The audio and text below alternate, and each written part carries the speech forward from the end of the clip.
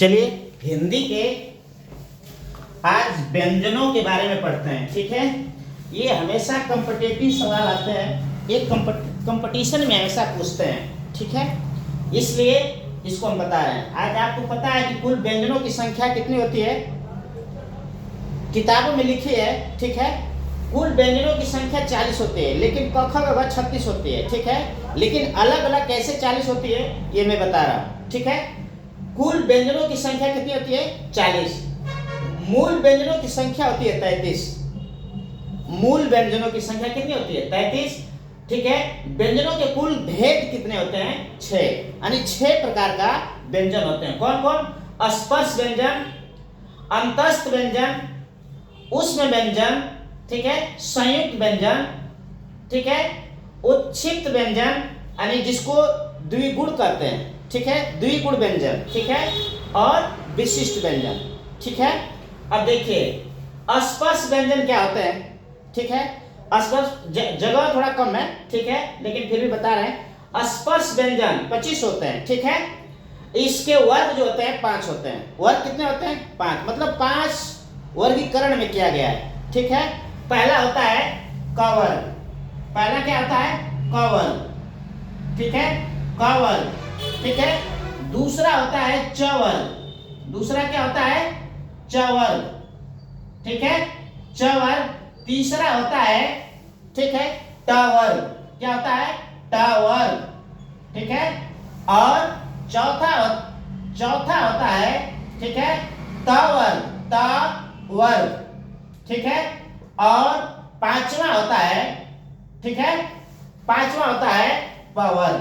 क्या होता है प वर्ग। ठीक है, इसके वर्ग अलग अलग होते हैं। ठीक है, अब देखिए ये क्या होते हैं। क वर्ग क्या होता है, जो कंठ से आवाज आती है। ठीक है, जैसे क, ख, ग, घ, अंग, ये कंठ से आवाज आती है, इसको क वर्ग कहते हैं। ठीक है, मतलब इसका ग्रुप क्या हुआ क, ख, ग, घ, अंग। ठीक है, और कंठ से, ठीक है, थोड़ा और बाहर आइए। ठीक है, उसको तालव्य कहते हैं। ठीक है, क वर्ग को, ठीक है, क वर्ग को, ठीक है, कंठ। ठीक है, वर्ग के नाम क्या है कंठ। ठीक है, और दूसरा जब कंठ से थोड़ा और बाहर आते हैं, तालवे से जो आवाज आती है, ठीक है, जैसे च, छ, ज, झ, इय। ठीक है, तो ये तालवे से आवाज आती है, वो च वर्ग होता है। ठीक है, तालव्य, उसको क्या कहते हैं तालव्य। ठीक है, इसके बाद उसके थोड़ा सा और इधर आइए, जो थोड़ा सा तलवे से नीचे जब आएंगे, बाहर की तरफ आएंगे तो थोड़ा उभरा हुआ होता है। ठीक है, उभरा हुआ, मुख में उभरा होता है। ठीक है, उसको कहते हैं, ठीक है, मूर्धन्य। उसे क्या कहते हैं मूर्धन्य, मूर्धन्य वर्ग। ठीक है, जो ट आवाज आती है, क्या ट, थ, ड, ढ, अड़। ठीक है, ट, ठ, ड, ढ, अड़, उसे क्या कहते हैं मूर्धन्य। इसके बाद चौथा होता है, ठीक है, त।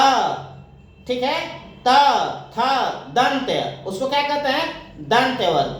क्या कहते हैं दंत वर्ग। ठीक है, त आधा मतलब जो दांत से टच हो गई, जीभ, जो अपनी जीभ है वो दांत को टच करती है। त, देखिए बोल के देखिए, त, थ, द, ध, न। ठीक है, तो ये टच होती है। ठीक है, तो इसको क्या कहते हैं, ठीक है, यानी दंत, दंत वर्ग। ठीक है, इसके बाद आता है प। इसके बाद क्या आता है प। ठीक है, तो जो प का आता है वो दोनों ओठ जो है आपस में टच हो जाते हैं। ठीक है, जैसे प, ध्यान दीजिए, पढ़िए, आप अपने आप से पढ़िए, प, फ, ब, भ, म। ठीक है, आप स्पर्श समझ गए।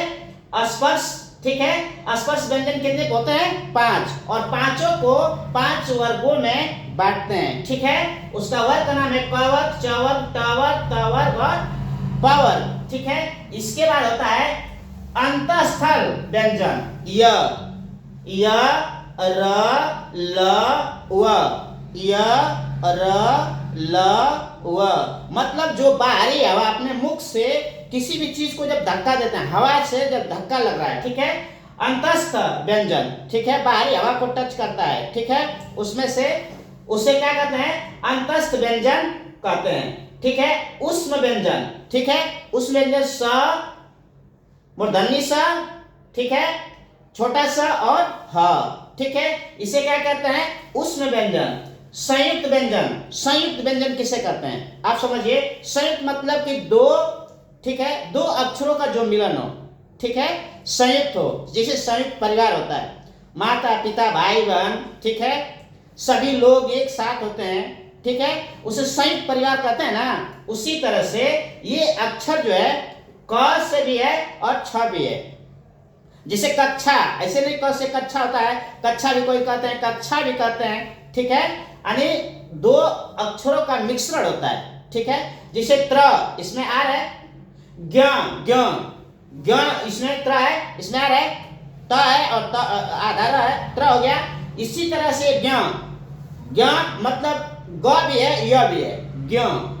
लिख के देखिए, ज्ञ को आधा ग लिखेंगे, य लिखेंगे तो क्या हो जाएगा, ज्ञ, नहीं हो जाएगा, ज्ञ। इसी तरह से स्र, आप इसमें भी जान रहे हैं कि स भी है और आधा र भी है, स्र हो गया, समझ में आ गया, ठीक है। ये संयुक्त व्यंजन होता है, ठीक है। अब देखिए उत्क्षिप्त, उत्क्षिप्त या द्विगुण व्यंजन, ठीक है, जैसे ड, ढ, इसको भी ढ पढ़ लेते हैं लोग, इसको भी ड पढ़ लेते हैं लोग, ठीक है। तो ड, ढ ये दोनों मिश्रण है, ठीक है, ठीक है, आ रहा है समझ में। और ये विशिष्ट व्यंजन, ठीक है, ये विशिष्ट व्यंजन है, ठीक है, जो यहाँ है, ठीक है, ठीक है, ये विशिष्ट व्यंजन है, ठीक है।